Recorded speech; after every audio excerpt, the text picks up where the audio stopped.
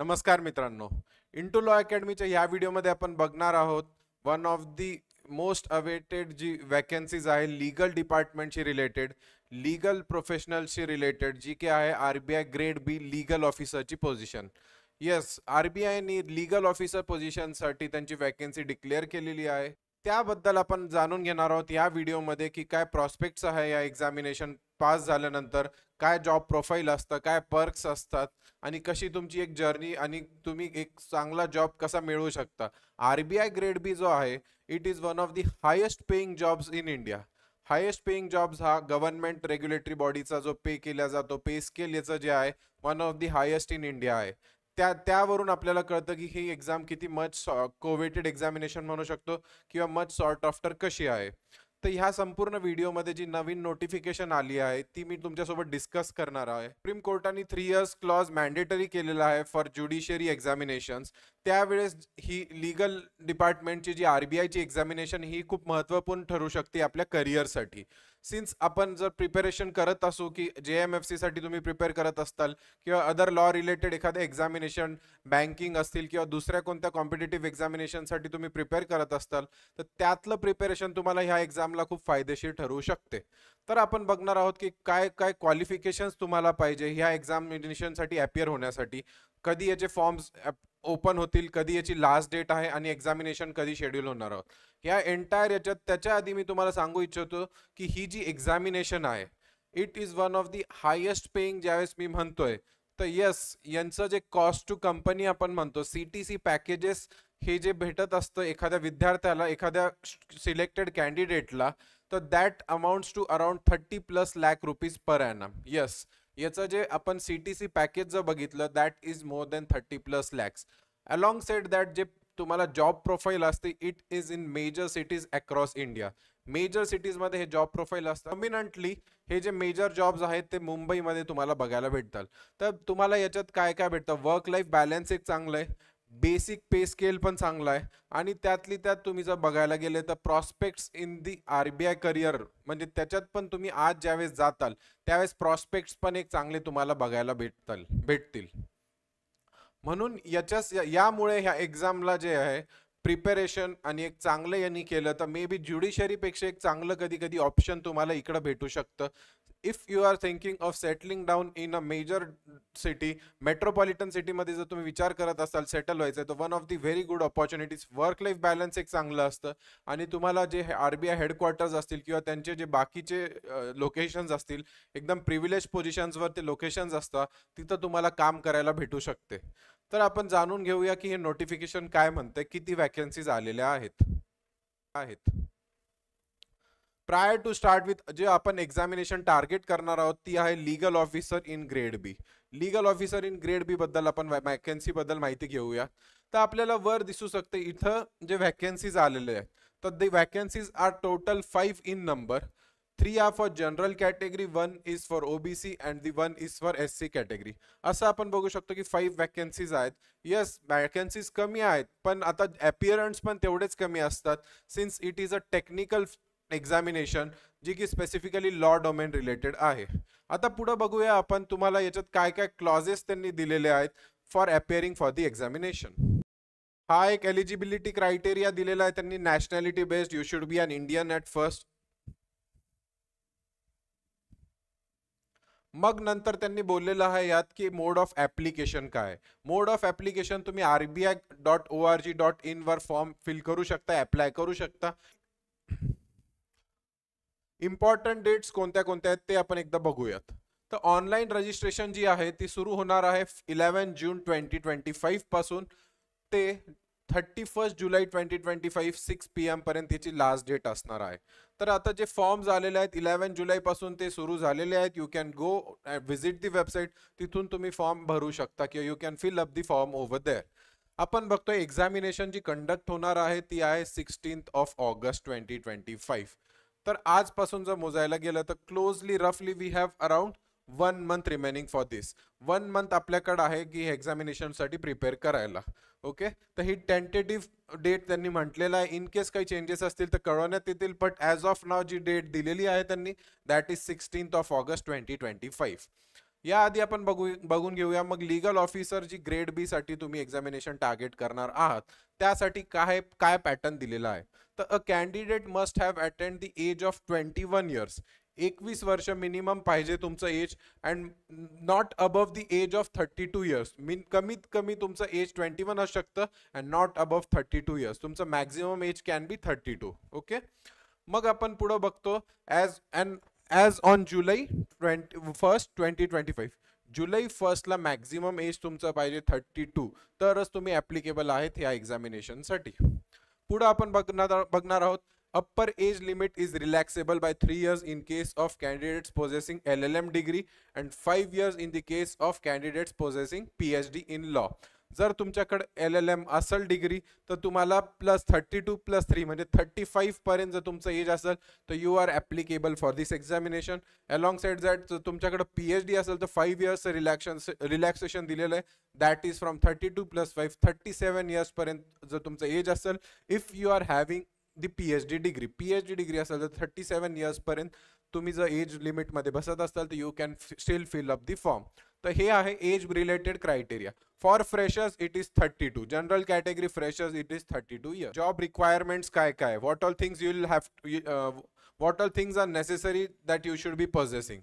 तर काय म्हटलंय, dealing with references on legal issues received from various departments. Legal issues आता since legal domain legal officer नावच दिलेलं आहे तर लीगल रिलेटेड जे पण क्वेरीज इश्यूज असतील विदिन द RBI डिपार्टमेंट या सगळ्या पोर्टफोलिओ तुम्हाला इथं हँडल करावा लागू शकतात. पुढे आपण बघणार आहोत preparing initial drafts of legislation administered to be administered by the bank. आपण बघतो RBI ॲक्ट अंडर वेगवेगळे नंतर पुढे काही लेजिस्लेशन रिलेव्हंट टू RBI जरी आले त्याबद्दलची पण ड्राफ्टिंग रिलेटेड काही क्वेरीज असतील तर ते तुम्हाला रिझॉल्व्ह करायला or you are been dispense with that duty to do.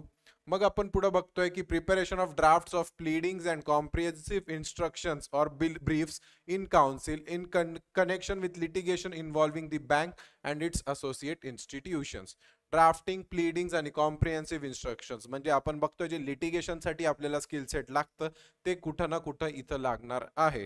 तर यस, तुमचं जे एक्सपिरियन्स प्रायर असेल तर it would be very beneficial for you की इथं तुम्हाला RBI मध्ये ते कामाला येणार आहे. appearing before conciliation officers, labor courts, tribunals. ते एक चांगली ऑपॉर्च्युनिटी डायव्हर्स आपण म्हणू शकतो की आपल्याला वेगवेगळ्या फील्ड्समध्ये विदिन RBI पण काम करायला भेटू शकतं आणि ही एक चांगली ऑपॉर्च्युनिटी त्या हिशोबाने आपल्याला दिसतीये. एज्युकेशनल क्वालिफिकेशन्स काय पाहिजे तुमच्याकडून. एज्युकेशनल क्वालिफिकेशन्स जे आहे दॅट आता सगळ्यात इम्पॉर्टंटली तुम्ही बघत असाल की काय दिलेलं आहे तर with a minimum percent of 50% marks or equivalent aggregate of all semesters. Of all semesters तुमचे 50% marks or equivalent in aggregate पाहिजे अक्रॉस ऑल दी सेमिस्टर्स. मग पुढे दिले for SC ST PWBD candidate minimum required किती आहे 45%. Open general कॅटेगरीसाठी 50% आहे आणि SC ST आणि PWD कॅटेगरीसाठी दिलेलं किती आहे that is 45%. bachelor's degree in the aggregate of all semesters or year against vacancies received for such candidates. मग आपण एक बघतोय की बॅचलर्स डिग्री ही मॅन्डेटरी आहे म्हणजे आपण कंप्लीटेड पाहिजे BA LLB or BBA LLB both can apply for this course. Enrol with the bar council as an advocate. तुमचं एक एनरोलमेंट सर्टिफिकेट पाहिजे बार काउन्सिल जिथून तुम्ही बार कंप्लीट केलेली आहे from where you have completed the examination. For example if you are within the state of Maharashtra मग BCMG bar council of Maharashtra and गोवाचं तुमच्याकडे सर्टिफिकेट पाहिजे enrolment. As a law officer in the legal department of a large bank financial institution at least तुमचं आता काय म्हटलेलं इथं 2 years important 2 years of work experience असणं मॅन्डेटरी आहे. ही एक खूप मोठी गोष्ट आहे, इम्पॉर्टंट गोष्ट आहे जी की हायलाईट केली पाहिजे की ॲटलिस्ट तुमच्याकडे 2 इयर्स ऑफ वर्क एक्सपिरियन्स पाहिजे पोस्ट युअर एनरोलमेंट. एनरोलमेंट झाल्यानंतर 2 इयर्स जर तुम्ही कंप्लीट केले असतील then only you are applicable to fill this form. Okay, किंवा appear for this examination. If you have completed 2 years post your enrollment तरच तुम्ही applicable आहे. मग आता 2 इयर्सचा वर्क एक्सपिरियन्स कोणत्या फील्डमध्ये पाहिजे. That can be either as an advocate, as a law officer in the legal department of a large bank, as a full time teacher in law college or university or teaching law. ह्या सगळ्याच्या कॅटेगरीत तुम्ही बसत असताल तर yes you are applicable to fill up the form. तुम्ही भरू शकता. इन केस तुम्हाला इन डिटेल जर क्वेरीज बघायच्या असतील किंवा काही तुम्हाला रिलेटेड डाऊट्स असतील तर ही PDF I will be uploading on our Telegram group. Related पण तुमचे जे डाऊट्स असतील we will be addressing on our Telegram group. आपला जो टेलिग्राम ग्रुप आहे तो आहे इंटू लॉ अकॅडमी ज्युडिशियरी.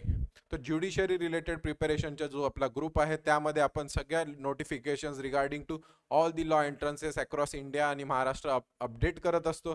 त्या ग्रुपवर पण तुम्हाला ही PDF along side that RBI जी ग्रेड बी लीगल ऑफिसरची एक्झामिनेशन आहे त्याच्या पण उर्वरित ज्या डिटेल्स असतील that would be shared in those group in that group. काय म्हटलेलं आहे मग, certificate from the bar association of which the candidate is a mere member or a certificate issued by the presiding officer of a court before which the candidate have a copy of bar council registration enrollment certificate is required in cases. A certificate from bar association of which the candidate is a member or certificate issued by the presiding officer of a court before which the candidates have practiced for the required period should be produced at the time of interview. आपण बघतोय की interview साठी तुम्हाला हे सगळे documents लागणार आहेत prior to appearing for the interview. मग आता त्यांनी दिलेलं आहे की डिझायरेबल. आता सिलेबस काय असणार आहे, एक्झामिनेशन पॅटर्न, एलिजिबिलिटी आपण बघितलेलं आहे, ॲप्लिकेशनच्या डेट्स बघितलेलं आहे, एक्झामिनेशन डेट बघितली आहे 16 ऑगस्ट वी हॅव सीन. मग आता याच्यासाठी प्रिपेअर कसं करायचं, what all syllabus is there for this examination, ते सिलेबस आपण बघून घेऊयात. तर सिलेबस यांनी ह्या नोटिफिकेशनच्या अपेंडिक्स 2 मध्ये दिलेलं आहे. पेरिफेरली त्यांनी सांगितलं स्पेशल नॉलेज ऑफ बँकिंग लॉचं एक तुम्हाला पाहिजे, कंपनी लॉचं बऱ्यापैकी नॉलेज पाहिजे, labour law, constitutional law and experience in drafting of pleadings and documents. याबद्दलचं तुम्हाला एक्सपिरियन्स असेल तर ते बेनिफिशियल राहील. त्यांनी म्हणून म्हटलं की डिझायरेबल टर्म वापरला. डिझायरेबल म्हणजे अपेक्षित आहे की तुम्हाला ह्या गोष्टी कळत असतील किंवा येत असतील. Since these are related to basics of our law course जे आपण 5 वर्षात बघितला आहे, तो yes we can appear for this examination. Pattern काय आहे तर पेपर 1 आपण जे बघतोय जनरल नॉलेज ऑफ लॉ त्याच्यात विचारलं जाणार आहे. ऑब्जेक्टिव्ह टाईप 30 मार्क्स साठी विचारले जाणार आहेत. क्वेश्चन्स त्यांनी दिलेले नाही आहेत पण 30 मार्क्स साठी ते क्वेश्चन 30 मार्क्स साठी असणार आहे पेपर 1 जो की ऑब्जेक्टिव्ह टाईप असणार आहे. आता आपण बघणार आहोत की त्याच्यातच एक दुसरा दिलेला पेपर जो आहे तो डिस्क्रिप्टिव्ह टाईप आहे जो की आहे 120 मार्क्स. 120 मार्क्स 3 आवर्स साठी आपण बघतोय की त्याच्यात आपल्याला दिसतंय की that is again a technical term जे की आपण technical that is again a technical paper. 120 मार्क्सचा डिस्क्रिप्टिव्ह आणि 30 मार्क्सचा रिलेटेड टू लॉ असे 2 पेपर आपल्याला बघायला भेटेल. 30 मार्क्सचा ऑब्जेक्टिव्ह आहे, 120 मार्क्सचा डिस्क्रिप्टिव्ह. ग्रेड बी जनरली जे होतं तर RBI ग्रेड बी जो पेपर होता it was a computer based examination जिथं तुम्हाला answers you had to fill by typing in. तुम्हाला टाईप करून आन्सर्स करावं लागायचे. इथं त्यांनी मेन्शन केलेलं नाहीये बट मोर ओव्हर जर आपण बघायला गेलो तर ग्रेड बीचा pattern is of typing and not a paper pen based. तर तुमच्याकडे एक चांगली टायपिंग स्किल्स जर असली तर that would be beneficial in this examination. 120 मार्क्सचा जो डिस्क्रिप्टिव्ह पेपर आहे त्यासाठी तुम्हाला टाईप इन करून तुम्हाला आन्सर्स तिथं फीड करावा लागतील. अगेन पेपर 2 जर बघितला डिस्क्रिप्टिव्ह 100 मार्क्सचा पेपर आहे, 3 आवर्सचा पेपर असतो हा.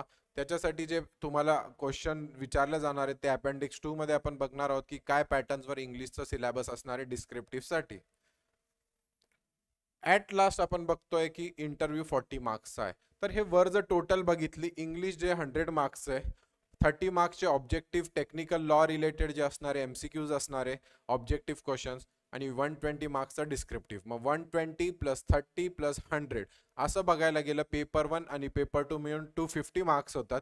प्लस इंटरव्ह्यूचे आपल्याला बघतोय आपण 40 मार्क्स दिलेले 290 मार्क्स. टोटल तुमचा जो क्युम्युलेटिव्ह 290 मधून तुमचा स्कोर आणि रँकिंग ठरणार आहे. मग हे ज्या 5 वॅकन्सीसाठी जी तुमची सिलेक्शन होणार आहे based on this 290 marks you will B gazed. ठीक आहे.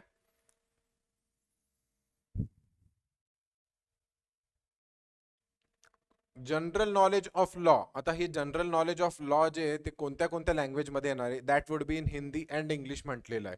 Candidates may choose either Hindi or English for submitting their responses पण तुम्हाला इदर हिंदीमध्ये देता येतील किंवा इंग्लिशमध्ये. द क्वेश्चन पेपर हे 2 याच्यात तुम्हाला दिसतील किंवा डिस्प्लेला येतील. One would be in English आणि हिंदी.